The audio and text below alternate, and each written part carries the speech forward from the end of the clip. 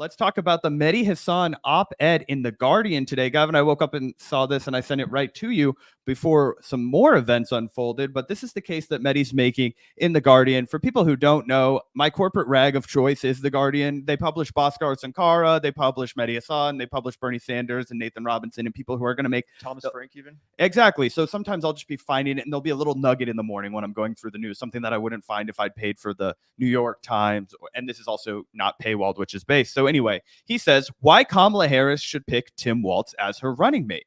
He says, this isn't rocket science. The Minnesota governor is the obvious choice. Allow me to make the clear case for Walz. I'll go ahead and read this first portion and then pass it over to you, Gavin. Mehdi writes, have you seen the touching images from March 2023 of the Minnesota Governor Tim Walz being hugged by a group of elementary school kids after signing into law a bill that provided them with free school meals? Or the fun clip from September of 2023 of Walz and his daughter Hope laughing and screaming on a ride at the Minnesota State Fair? How about the viral video of Walz on MSNBC last week mocking Donald Trump, J.D. Vance, and the MAGA Republicans as, quote, weird people? That video has more than 4.6 million views on Twitter and X alone, per Politico, is credited with Democrats' new shift towards a more gut-level vernacular that may better capture how many voters react to far-right rhetoric of the Trump and Vance variety. Kamala Harris herself has now borrowed Walz lingo and is also calling her opponents weird, while Walz is all over our television screens bolstering the vice presidential candidacy and playing attack dog against the Trump-Vance Republican ticket. I'll be honest, last month, I would have struggled to pick Walz out of a lineup. This month, I'm Walz pilled. I think that describes a lot of people who have been absolutely hopeless on the American left, Gavin. What was your reaction to that? Well, I totally agree with Mehdi. And that line at the end, I think, basically sums it up perfectly. Mehdi says, I'll be honest, last month I would have struggled to pick Walz out of a lineup. And this month I'm Walz pilled. 100% me too. And that's not to say that I wasn't aware of Tim Walz before this week. I knew about his record. I knew that he was a very popular and effective governor in the state of Minnesota. I knew that he was the first Democrat or duopoly candidate in general to be endorsed by former independent governor Jesse Ventura. I knew that he legalized weed, right? All of this stuff I was aware of. What I didn't know about Tim Walz is how great of a communicator Tim Walz is. This dude is really deft on the microphone, and not just at talking and, discussing ideas, but at framing this election and specifically framing it against J.D. Vance and Donald Trump. He's been really successful with this line, basically just calling them weirdos and accurately identifying an attack that actually resonates with people against the MAGA faction, right? The Democrats are always falling over themselves trying to figure out how to properly attack the MAGA Republicans. And a lot of times they resort to kind of this like sanctimonious pearl clutching over civility and democracy. And I'm a more serious person. And how dare you do this, sir? All this kind of crap, right? Tim Walz cuts through the bullshit. He cuts through the noise. And he's just like, you know what? These guys are kind of weird. You know what I'm saying? You probably wouldn't trust a guy like this in your personal life. You probably wouldn't, let this dude babysit your kids while you went out on a dinner date or something. Maybe he shouldn't be in charge of the freaking country, right? Just cutting through the noise. Again, it's not clogged with policy wonkery and sanctimonious virtue signaling. No, it's just like, this is what it is. And I think most people are going to totally agree. And they have, which is why he's the best pick for VP. Again, combining the two essential things, a real policy record of achievements in the state of Minnesota. Again, incredibly effective governor, very popular. Combining that with just on point skills as a communicator, great on the mic, great on TV, really, really able to concisely and effectively make the case, not only for Kamala, but against the Republicans, which is just as important. Absolutely. And for people who haven't maybe seen Tim Walz and how natural he is, I wanted to throw this up there because I think he kind of doubles down on they're weird. He references the fact that he was an educator, he was a school teacher, and a lot of people have talked about also, it would actually be the first time since 1980, Gavin, that the Democratic vice presidential candidate didn't go to law school. Every single person since 1980 that's been the VP went to law school and got a degree. And that's just not representative of middle America. It's not representative of how most people think about the world and view the world. Law school encourages you to interpret American politics in a very specific way. And I think this and to approach. communicate in a very specific way that's not necessarily natural to your average person. It can make you sound impressive on an intellectual level, like a Barack Obama or something. But I think that, yeah, this really clicked when someone pointed it out on Twitter, essentially that one of the reasons why Tim Walz's style of communication is so refreshing is that he's never been a lawyer. He will be the first person on a dim ticket who didn't go to law school since 1980 if he is selected by Kamala. And I think that really does explain a lot of his charisma and appeal as far as his communicative abilities. 100%. So let's go ahead and hear from him directly. And just look at the guy, man. He looks like a refreshing change of pace for the Democratic Party.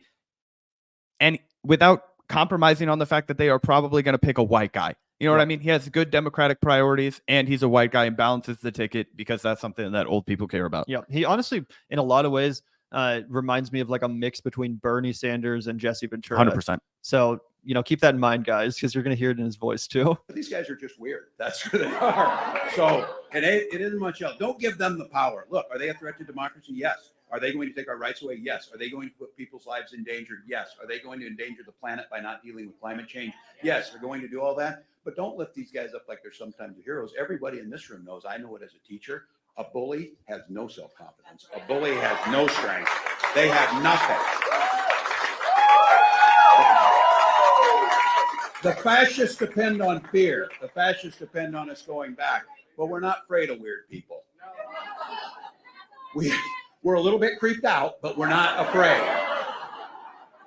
But look, and then as you heard this, and one day ago, a poll came out and showed Kamala Harris up 10 points and Donald Trump getting his ass handed to him here in Minnesota. So sorry. But he's here today in the state of hockey to complete his trifecta. He lost in 16, he lost in 20, he loses in 24. And that's a moving speech. That's a rousing call. That's us supporting something as Democrats. It's a total tonal shift. Mm-hmm. It is a working class guy. Even if I don't know what the fuck his finances are, but he has the energy, right? And people only vote based off of vibes, guys. Yep. This guy's vibes are good. They're up. They're strong. At least we seem to think so. Somebody who didn't seem to think so, Gavin, was Zaid Jilani. I came across this tweet this morning and I was a little surprised, right? I was taken aback. I was like, I had just read this piece and I thought it was pretty innocuous. This is what Zaid Jilani has to say. I'll zoom in so everybody can read along with me. He says, Mehdi first heard of Tim Walz like 1 week ago and is now certain that he should be a heartbeat away from controlling the nuclear weapons. He says, to be fair to Mehdi, that level of superficiality means he's fitting right in with political commentary here in the United States, which I thought was pretty strange. I said, this is insanely petty. Mehdi says he couldn't pick him out of a police lineup, not that he'd never heard of him. You also omit the portions of the article where Mehdi lists his achievements with a 1-vote majority in Minnesota, argues he did Build Back Better in his home state, yada, yada, yada. Zaid doubles down and says, sorry, he was clearly going off stuff he read on Twitter, which I think is such a shallow and stupid argument because he literally references viral moments. Of course, you've seen them on Twitter. He's talking about how this guy's building up momentum, how he's excited the general public. Like, this isn't a gotcha. Like, it's actually good that he's talking about things that regular people have seen in his article in The Guardian. But anyway, Gavin, I'll pass the torch to you. What did you think of all of that? Totally ridiculous. I mean, for one, obviously, yeah, it's a bit of an unprecedented situation right now where the VP is being selected on such short notice by the presumptive Democratic nominee. So yeah, I mean, in an ideal world, I'd love to have all of these people vetted more and let the American people weigh in and have a more democratic process. I get all of that, but that's just not the reality we live in. Kamala Harris is going to announce her vice presidential pick any day now. It could happen tomorrow. So yeah, it's important to get these kind of pieces out now and weigh in and say, hey, this person looks better than this person. This guy might represent certain assets to the ticket that another person couldn't bring, and this guy might bring electoral liabilities that this other person might not. These are the important conversations to have. That's what Mehdi is participating in, hashing out who the best pick would be. In his opinion, and in my opinion, it's very clearly Tim Walz, and not just because of a couple viral clips on Twitter. No, it's actually not that hard to do basic research on someone's accomplishments as an elected official. And in the case of Tim Walz, like I said, it's not that hard. You don't have to do that much digging. You don't have to read the guy's entire biography to find out that he's been incredibly effective in the state of Minnesota as an executive, as the governor. What else do you really need? I mean, barring some weird thing that comes out John Fetterman style where he has a brain aneurysm and then turns into a conservative 24 hours later, something like that no one can predict. I mean, it doesn't seem like you could pick a safer pick than someone who just has come off of an incredibly successful tenure as governor of a state. And by the way, a state that used to be purple and in part thanks to Tim Walz's leadership has become solidly blue. 100%, Gavin. And to give Zaid Jilani credit, he did respond to our tweet. He says, it's just propaganda with no balance, going full force about someone he admits he barely knows about, and really lazy oppo aimed at his opponents, which he clearly also got from Twitter in as superficial a manner. This dude seems to have a weird bone to pick with Mehdi Hasan, because I'm like, dude, it's a 600-word op-ed in The Guardian. There's a bunch of articles surrounding it about like, you know, I'm not in my sexual prime anymore at 65. What should I do? And then it'll be like sexual healing with The Guardian, or it'll be like, oh, you know, the British men's soccer team is not having as much luck in the Olympics. It's like, dude, this isn't where you go to get in-depth fucking policy analysis. Mehdi was making a quick case for the guy he thinks is the best for the job, and for some reason Zaid Jilani's having an absolute fit about it. I don't know if maybe Zaid Jilani wanted to write an article similar for The Guardian and got rejected, but this seems entirely personal and petty as fuck. Did they used to work together? I don't know if they ever worked together. They both published at the same outlet, but a lot of times people work remote.